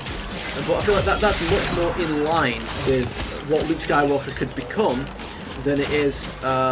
Than, you know, murdering your nephew while he sleeps because he might turn evil, and then when you fail to do that, going to an island in the hopes of dying at old age while your best friend and sister's lives fall apart and or get killed by the new empire that plans to instill a fascist regime and kill all Jedi. You know, like, that's not Luke Skywalker.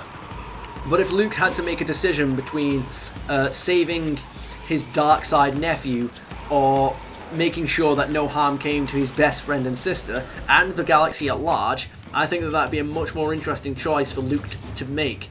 You know, he could make one or the other. Both of them are in character. Both decisions are in character for him. You know, like that would be a much better way to do it. Anyway, right, we've got 25 minutes. Let's get to wave 20, shall we? I don't know what to talk about now. I swear I've been talking about that for like an hour. Oh well. I mean, I had fun the entire way through. It was a fun little chat to myself. But yeah, you know, I'm the same, man. I feel like the Leviathans are the obvious villains for Mass Effect 4, but I feel like if they wanted to Luke Skywalker, if they wanted to Last Jedi the Mass Effect franchise, they would either make the Reapers come back, meaning everything that Shepard did was worthless. They would make either the Rachni or they would either make the Rachni or the Krogans the villains again, you know?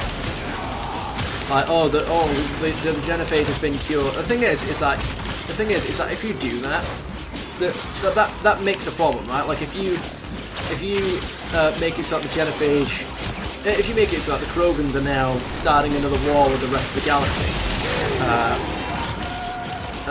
like they're trying to overrun the galaxy again because of the genophage. Not only, I don't think they will do that, because that makes it so that the genophage is the that makes it so that curing the genophage is the canonical choice, which is gonna mess up everybody who didn't. It's gonna mess up everybody who didn't cure the genophage. But also, why do they keep spawning that and getting stuck? I don't get it. But also, I feel like that's stupid because it betrays everything that Shepard and Rex worked for across the franchise. Like, the whole galactic unity and all life developing an understanding and trust for respect and trust for one another is all thrown aside after the Reapers have been beaten. Like, I think that just betrays everything that all our characters fought and worked for. You know, like hell, like. I mean, I've already spoiled most of the franchise anyway at this point, but massive spoilers from Mass Effect 2 and 3. You know, fan favourite character Mordin literally died to cure the genophage, to create a future for the Krogan. You're going to tell me now that, like, the Krogan, you're going to tell me that his character arc was completely meaningless, and that the Krogan actually are just too aggressive to be trusted with a genophage cure. Like, there's not. Like, you're gonna do Mordin like that? You're gonna do Shepard and Rex like that? Like, really? You're gonna just absolutely just chuck aside all that character development and all those arcs just for that? So again, like I said, that will make one particular choice in the game's canon, which I don't think they'll do. which I hope they won't do at least. And obviously, I don't want them to make the Krogans. I don't want them to make the Krogans or the Ratnai villains because that betrays so much character development.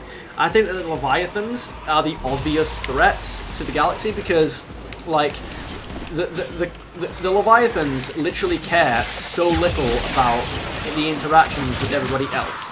They, like, the Reapers, they made the Reapers, not intentionally, but they made something that then made the Reapers, and then killed the Leviathans, you know? God, that whole thing was so stupid. Right, but the... no! Oh god! Again! I hate these guys when it comes to... this at least, anyway. Right. So, there's not... I feel like... There's not a lot of... Oh wow. Wait, I was inside the bubble. How did that explosion get me? Traitor. Alright. No, there you go. Turn that thing off. Right. But like the Leviathans, like they essentially have the indoctrination ability, right? Like they have the no, oh you douchebag! Got knocked over and I couldn't do anything about it. They essentially they are essentially the Cthulhu gods of Mass Effect, right? Like they can essentially mind control the people from like they bloody mind control people across the galaxy from beneath oceans. Like, do you know what I mean? Like they're like the Leviathans mind controlling political figures in Mass Effect and orchestrating wars and stuff like that. I mean, hell, actually, I feel like you might be able to do a Krogan / Rachni war story if it involved the Leviathans. Like if you're gonna make it so like, oh, the Leviathans are trying to discreetly control the galaxy by influencing events from beneath like oceans out of notice. If you wanted to do a trilogy about that, that could be good. Like, but like, because if it turns out the Leviathans are, because I feel like, mate, the fact that the Leviathans are now, like, after the Reapers have been defeated, the Leviathans not only showed absolutely no love of other races, that like controlling other races is literally their thing. Like that, like they have the supreme mind control ability in the galaxy that most people don't even know about them, and like the Reaper's the Reaper's incredibly dangerous indoctrination ability. It like literally comes from the Leviathans. Like that ability was made because like they got the idea from the Leviathans. The Leviathans have like the indoctrination ability to like such a much higher degree. Like Shepard was almost completely being controlled by the Leviathan. Like Shepard got mind exploded by the Leviathans in that DLC. Like he, like when the Leviathans brought him back up to the surface from the ocean. Shepard was essentially getting attacked by, like he was about to get killed by an enemy, and he was just so dazed and dizzy and tired and like on the verge of being sick almost. Like he looked like he was about to faint when he got back up to the surface. Like the Leviathans bloody had their way with him into like mentally. Do you know what I mean? He managed to convince them to help him fight the Reapers. It's like, right. Now that the Reapers are gone, what's stopping the Leviathans from just like influencing events in the galaxy to like mind control people and take over the galaxy and essentially control life discreetly from beneath everyone's notice, like on desolate, abandoned planets and stuff like that. You know what I mean? Like the Leviathans the Leviathans are the obvious villains of Mass Effect 4. Like if they're not the villains, then I want to know what's happened to them. Like where have they gone? What are they doing? Like I do not believe if anything that happens in the new Mass Effect games now, I do not believe that it's not the result of the Leviathans. Like there is no way the Leviathans aren't just going to go and kill themselves. They're not just going to leave. They're going to like their whole thing is, like I've said, it's indoctrinating people. They are the Cthulhu gods of Mass Effect. They operate. They are the mythical god creatures which. They are the mythical god creatures that well only exist in myth. That there is nobody has ever seen or or ever found like genuine evidence that they exist. And then, yeah, well, yeah, that's what I mean. Like, nobody's ever seen them. But there are all these really subtle indications that maybe they are the cause of everything evil and wrong in the world. You know, because like, they affect it. All evil. Like, are your decisions truly your own? Well, maybe not, because the Leviathans and I don't really know much about the Cthulhu mythos. That's the thing, you know. I don't really know anything about Lovecraft or anything like that. I do kind of want to, but as far as I'm aware, Lovecraft's books and stories aren't like one. They're not like a franchise or a set of stories or anything like that. Cthulhu is sort of. It isn't even like a character that is. He's not a villain or a character. He's almost like a hint. He's almost like a hint that's alluded to in a few of his books, as far as I'm aware. And that idea isn't. I'm not really a fan of that personally, because I want to know more about it. I want to know more about Cthulhu, you know. So I don't want.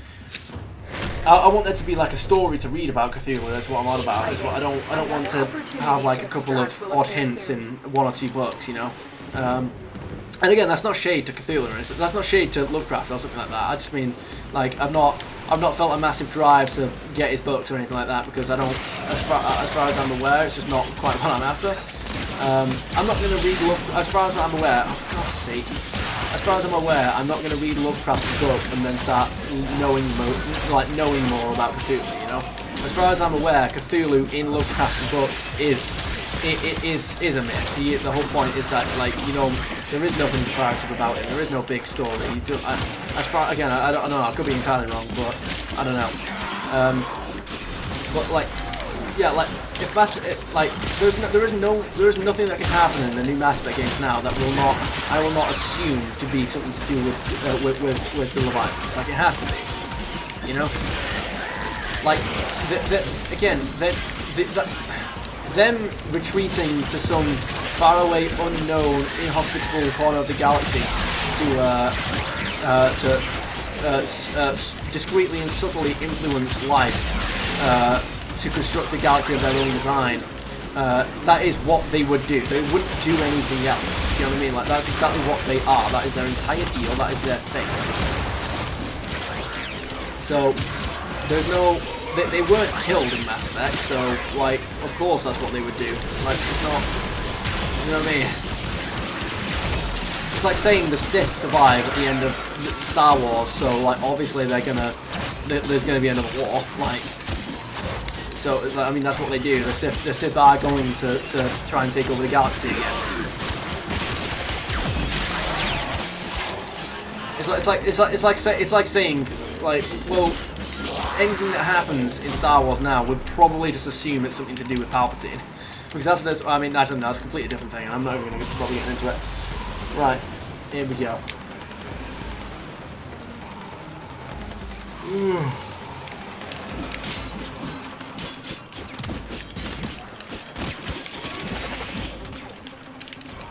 Yeah, I need a break after all that. I've been going for a while now.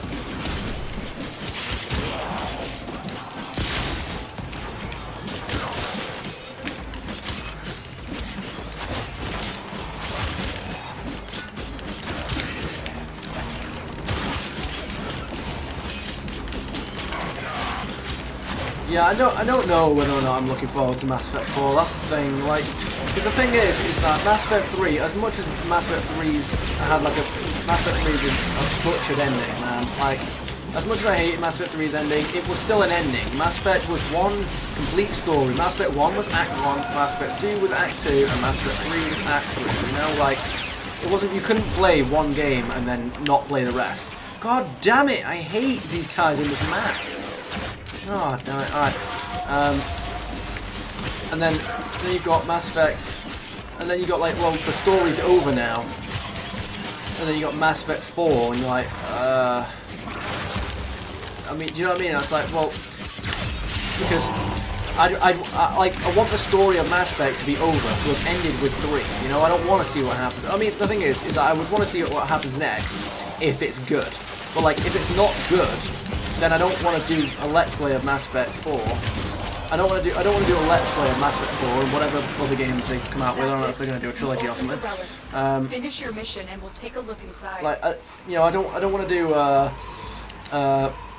a Let's Play of Mass Effect 4 if it ends up being rubbish. It then just ruins Mass Effect 1, 2, and 3. It's like this weird add-on for Mass Effect, like at the end of Mass Effect 3 that like it's not good. No, well, obviously I mean there'll be some people that like it, but you know, it kind of ruins the already not great, far from great story of Mass Effect 3. You know, like at least Mass Effect 3 was an ending, whereas Mass Effect 3 then, Mass Effect 4 then carries it on, and it's also not good. You know, like I don't want to play Mass Effect 4 if it ends up being bad, but I don't know, man. We'll have to see what happens.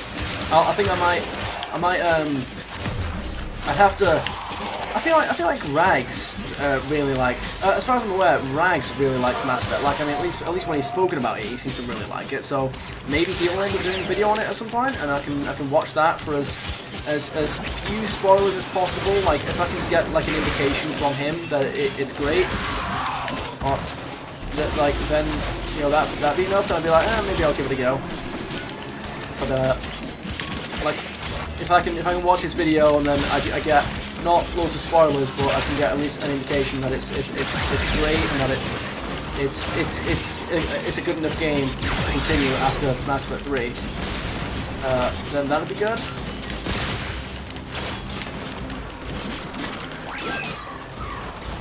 I just had an idea, and I know that ooh, I just had an idea, you know. But then again, I'm not really sure how it fits with the. I'm not sure how it fits with the. I was gonna say it was a version of the indoctrination theory, but then again, I'm trying to think. I'm not sure how it fits with the synthesis ending. I was gonna say, what if the ending of Mass Effect 3 was. What if the ending of Mass Effect 3 was Shepard being indoctrinated by the Leviathans to control the Reapers? Because if the Leviathans control Shepard, then the Leviathans get control of the Reapers. You know what I mean? It's like, oh damn, that'd be interesting. But then I'm sat there thinking, wait, but why would the Leviathans make Shepard? Why would the Leviathans make Shepard synthesize all life into it? I'm trying to think. Would the Leviathans go for that? That's what I'm trying to wonder. Would the Leviathans? Well, no, because that would include the Leviathans. The Leviathans would then be. Oh, God damn it. Like, would the Leviathans consider synthesis a good? Because I mean, they made the catalyst. They made the catalyst to essentially be a mediator between organic and synthetic life. It would communicate with synthetic life, and it would essentially create. The catalyst was essentially designed by the Leviathans to create peace between organic and synthetic life, because they believed that they believed that synthetic life would always surpass, rebel, and then exterminate their organic creators. The created would always rebel against the created, is what the Catalyst believes, and it's what the Leviathans believe. So I'm sort of thinking, well, would they consider synthesis a good option? I'm not sure that they would, you know?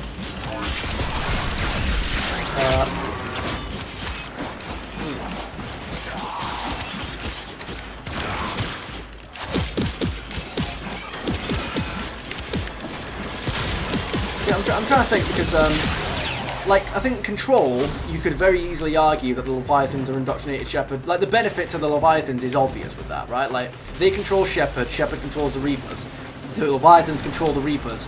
And then they don't even... Not only does nobody know the Leviathans exist, but they can also control the galaxy in whatever way... In as many ways as they like. They can both control it by force, like just the physical might of the Reapers. It would also be... the Leviathans would also consider it revenge against the Reapers because they exterminated them. They would also the Leviathans would also essentially have control over synthetic life at that point as well. the Leviathans would have physical control over the entire galaxy, as well as mental control of the entire galaxy, with both indoctrination from the Reapers. Yeah, because the Reapers and the Leviathans' indoctrination is the same, isn't it? So if they controlled the Reapers, then they could essentially extend their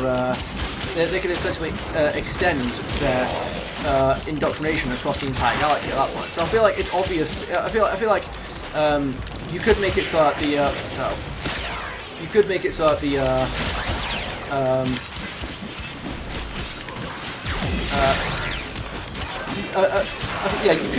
that the indoctrination is. You could make it. There are very obvious reasons. Oh God. Oh, there we go. I was gonna say you can very easily make it so that the Leviathans indoctrinated Shepard to take control. But I'm trying to think if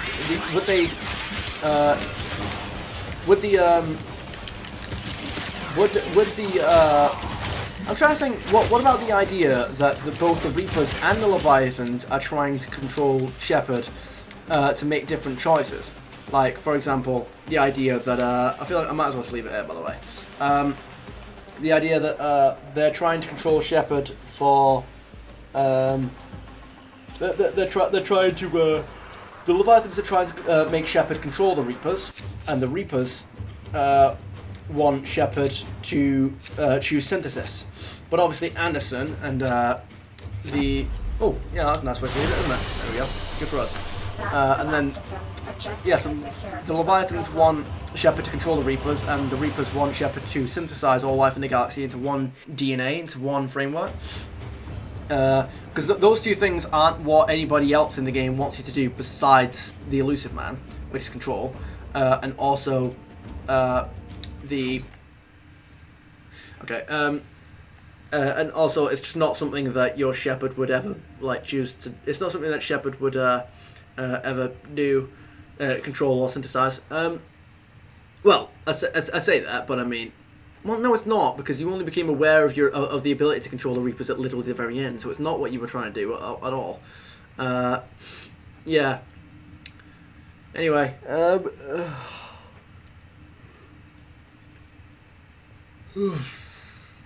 yeah. I mean, something like maybe that would work if the Reapers wanted you to synthesize and the Leviathans wanted you to control. But I mean, again, we'd have to see what happens in Mass Effect 4. I'm pretty sure the devs specifically stated that this is just a fan theory at this point, because I'm pretty sure the devs specifically stated that the indoctrination theory is bullshit. But I mean, they could say that. That's the thing. They could say that, because if they were to say, yeah, that's right, then that would be confirmation of the theory. Whereas if they say, no, that's wrong, that could be a wink. That could just be like, yeah, that's definitely not true. But then again, I feel like at that point we're stretching. At that point, that's massively wishful thinking. And again, I want the indoctrination theory to be true, because if it does, it fixes a lot of Mass Effect 3's ending. Not all of it. Definitely not all of it. But it fixes a lot about the catalyst. Operator, did you hear that? It said... Cosmic background radiation is a riot! Yeah, mate. It fixes a lot about the Star Child conversation. You know, like how frustratingly simple and stupid the Reaper motivation is. Like how outrageously simple and backwards the other two options are. Like you are out of nowhere presented with these two options. The destroy ending. The ending where you destroy the Reapers is essentially seen as the bad ending by both Cerberus, the bad guys, the Reapers, the bad guys, and that's it. Like, I don't understand why people pick the other endings with that in mind. The only people in the galaxy who think that destroy is bad are the two factions of bad guys.